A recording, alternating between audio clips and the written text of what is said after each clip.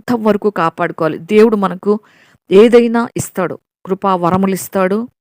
ప్రతి ఒక్కరికి ఇస్తాడు. బాప్తిస్మం పొందిన ప్రతి ఒక్కరికి కృపావరమం, పరిశుద్ధాత్మ ఉంటుంది. చాలామంది ప్రత్యేకంగా పరిశుద్ధాత్మ కూడికలు, పరిశుద్ధాత్మ పొందుకోవటానికి కూడికలు అంటారు. కానీ మనం ఎప్పుడైతే బాప్తిసం తీసుకున్నామో ప్రతి ఒక్కరం పరిశుద్ధాత్మ పొందుకున్న వారం. పరిశుద్ధాత్మ లేకుండా మనం ప్రభువుని ఆరాధించలేం.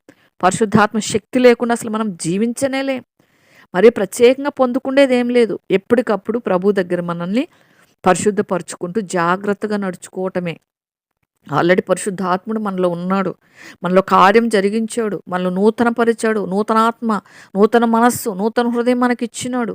భూమి మీద జీవిస్తున్నాం కాబట్టి శరీరంతో ఉన్నాం కాబట్టి మనము చిన్న పెద్ద ఏదైనా కొన్ని పొరపాట్లుంటే ఆ పొరపాట్లు జరగకుండా ఎప్పటికప్పుడు సరి చేసుకుంటూ పోవటానికే మనలో ఉన్న పరిశుద్ధాత్ముడు సహాయం చేస్తూనే ఉంటాడు. అంటే